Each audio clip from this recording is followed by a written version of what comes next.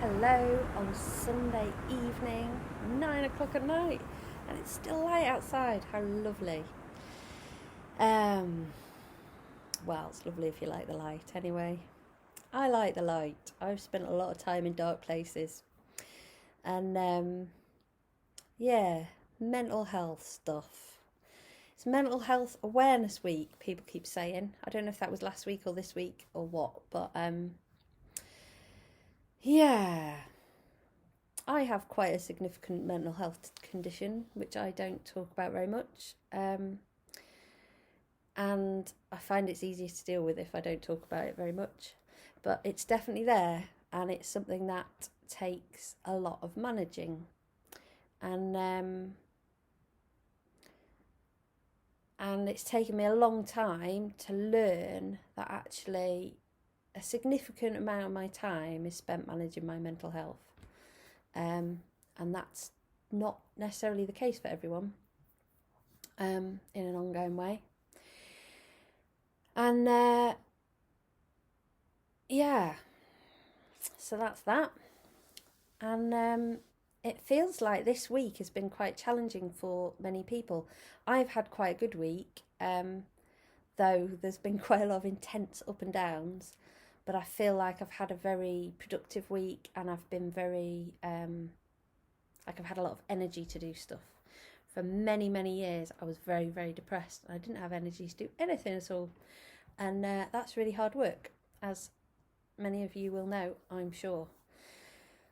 And it's interesting, this whole situation, lockdown, because I think I don't necessarily think it's made things harder. I think it's just made things very different. And for some people, the difference has been a really good thing. For me, on balance, my mental health has been loads better during lockdown. Partly because I've got less to do, so there's less rushing around, less stress, less anxiety about getting things done. And partly because I can find interactions with other people quite difficult. Not really anything to do with the other people, but just I can get quite easily overwhelmed. And yeah, so lockdown's been quite good because most of the interactions I've had with other people have been very limited and like, this is an interaction, but it's completely on my terms. And I really don't want people to start avoiding me for me saying this.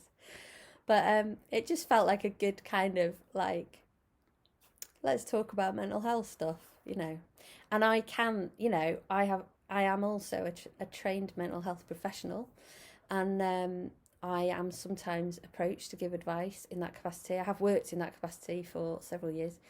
And it's quite easy, isn't it, to get into expert mode and to talk about mental health issues as if it's something that happens to them and other people. And I understand mental health, so therefore I'm all right, and you're not because you're asking me questions about it. And I think that's one of the most important myths to debunk in mental health. And often the people that have suffered are the people that are wisest about mental health. So, yeah. And quite a few people have been in touch this week with various issues going on. Not insignificant mental health issues, partly because of the change in circumstances. And yeah, so I'm just aware generally.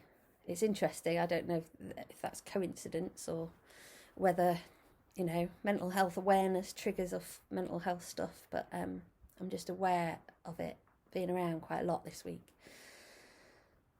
And I think one of the things that I said in yesterday's video, yesterday felt like a bad mood rather than a mental health problem. And it's really hard, especially, it's hard sometimes to know the difference, to know if this is just part of the kind of tapestry of everyday mood up and downs, because that's totally normal, or whether, when does a bad mood become a mental health issue? And I guess that's different for different people, and we all have our own unique kind of repertoire of moods and states that we need to become familiar with. And that's another thing about living with mental health issues. For me, it's not really, a lot of the problems that I have aren't really problems. They're just things that I need to know how to navigate and live with. And actually can be quite fun sometimes if I look at it in certain ways. So there we go. 6 minutes on mental health. That's my little broadcast. I was going to say party political broadcast. Politics can really affect our mental health, and I know that this week particularly has been quite challenging for a lot of people, understandably, and especially with some of the things that have been in the news today. So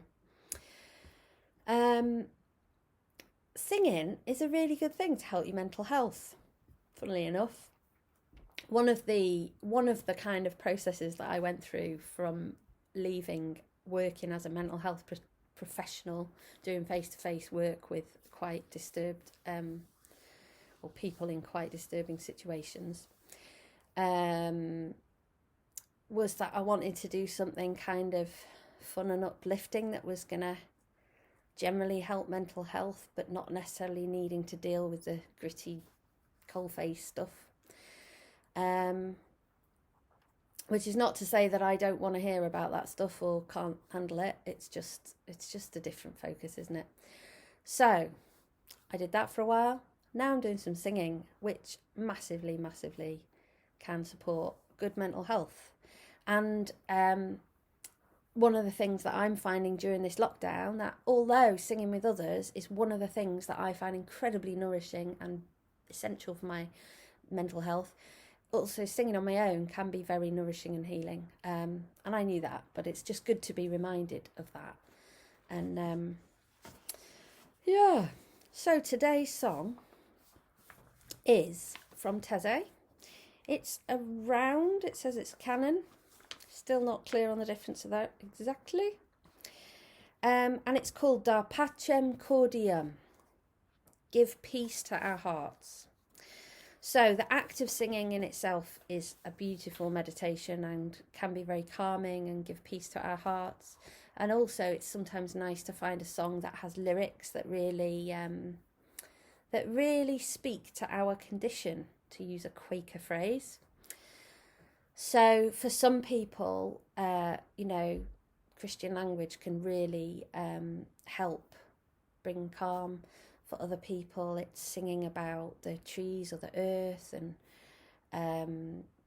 other spiritual and religious languages. For other people, it's just singing about human experience, like singing about love or singing about connection or friendship.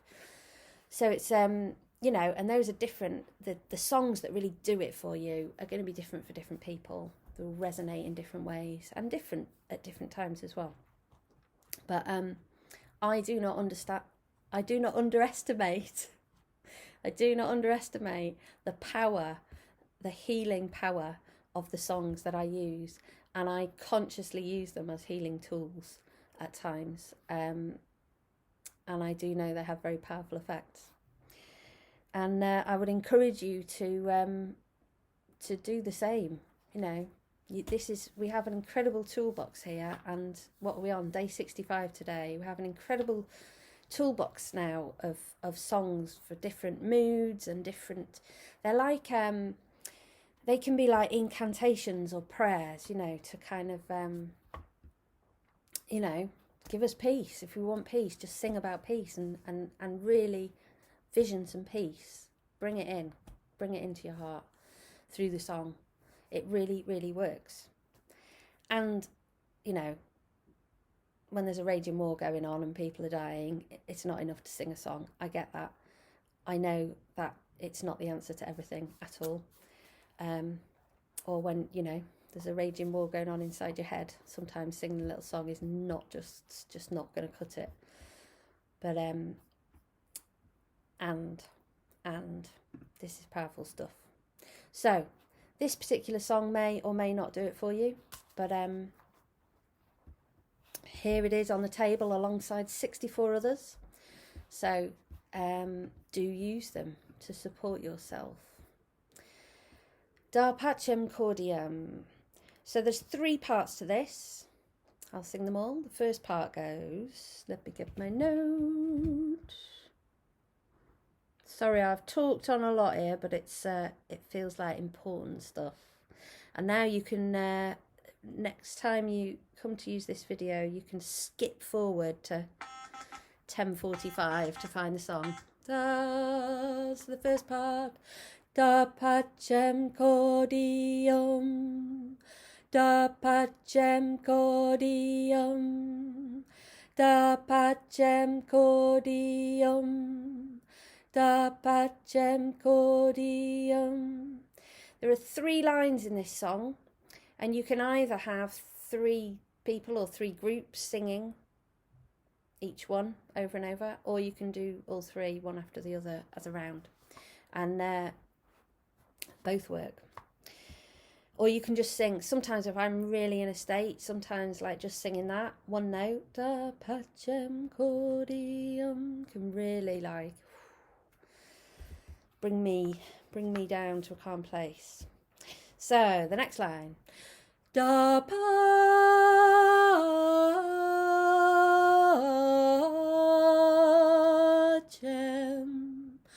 da Pacem,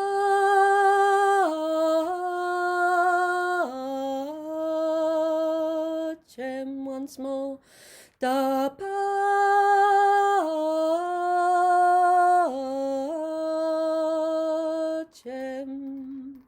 What I remembered singing this song is that it takes a lot of breath. That R sound, the breath is just piling out of our mouth. So using the diaphragm is really, really good for this song. And you know, if you're just needing a bit of peace and you want to sing a little song to yourself, really don't worry about your breath. But you know, it's a good song to practice for the, you know, getting your diaphragm really tight and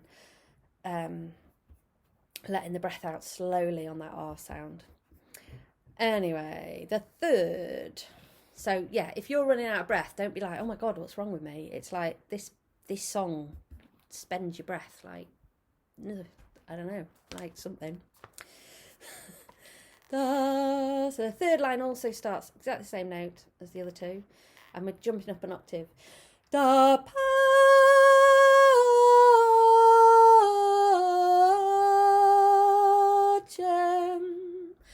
da Pacem,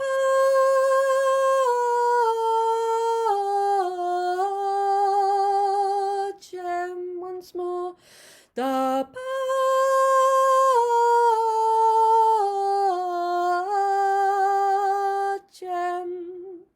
The other thing to say is that there's 2 of the first line for every one of those 2 other lines. So, without further ado, my invisible assistant is going to sing magically in 3-part harmony, and I'll do the thing for each part as we go. Da Pacem,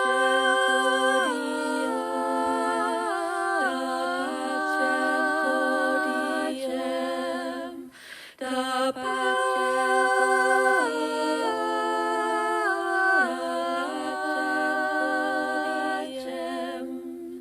da Pacem,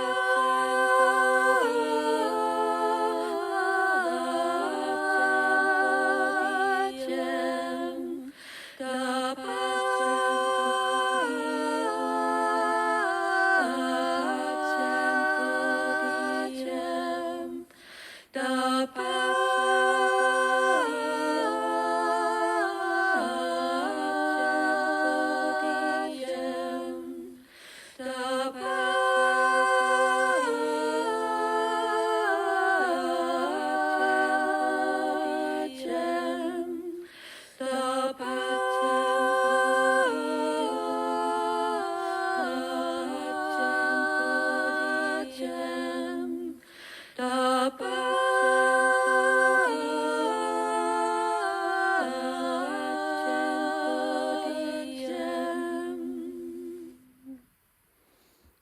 beautiful.